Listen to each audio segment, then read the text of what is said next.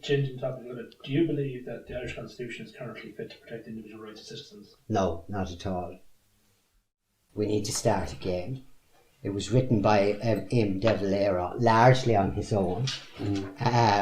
It's almost a carbon copy of the French Third Republic, with a little bit of Catholic bits in there that have been taken out.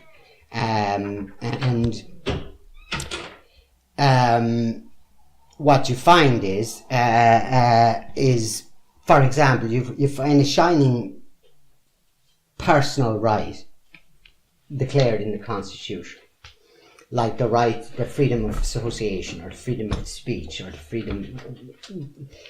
the subsection will be subject to public order and morality, as shall be defined by law, which means the Oireachtas gets to decide how, so the stated right is beautifully written, except it's cancelled out right underneath, which led Sean O'Fuel actually to make the comment at the time is that de Valera's Constitution was produced, is that you'd know it was written by a mathematician, because it's 1 minus 1 equals 0. The point is, we live in a parliamentary dictatorship. The Constitution is a fraud.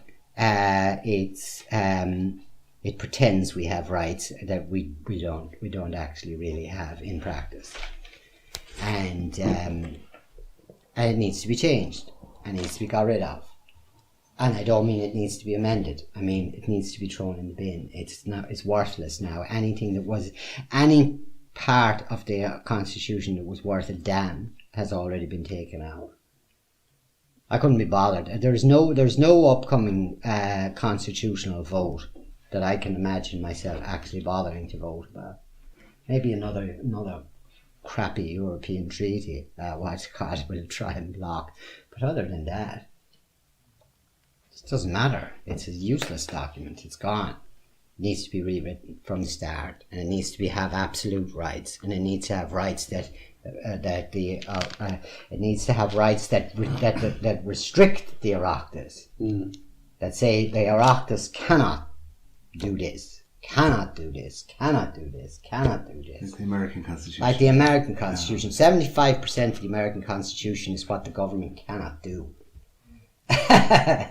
Arguably the way the Constitution should be written. Yes, because that's what it's for. It's for putting into, because obviously the government has to run the country on a day-to-day basis. That's just practical, common sense. Like the chairman of the board of a company has to make decisions on a day-to-day basis. But the shareholders own the company. He can't suddenly decide to sign over everything to himself and head off to the Bahamas. The Constitution, if you like, in legal terms, the purpose of it is, there has to be a government that runs the country on a day-to-day basis and makes normal decisions like budget decisions and budget allocations and tax decisions and all the rest of it. And then there needs to be a document, which is the Constitution, which says what it cannot do. It cannot kill the innocent unborn child. It cannot infringe freedom of speech. It cannot infringe on freedom of association unless that freedom of association is being used for criminal activity. Etc., etc. What the government can't do is what should be in the Constitution.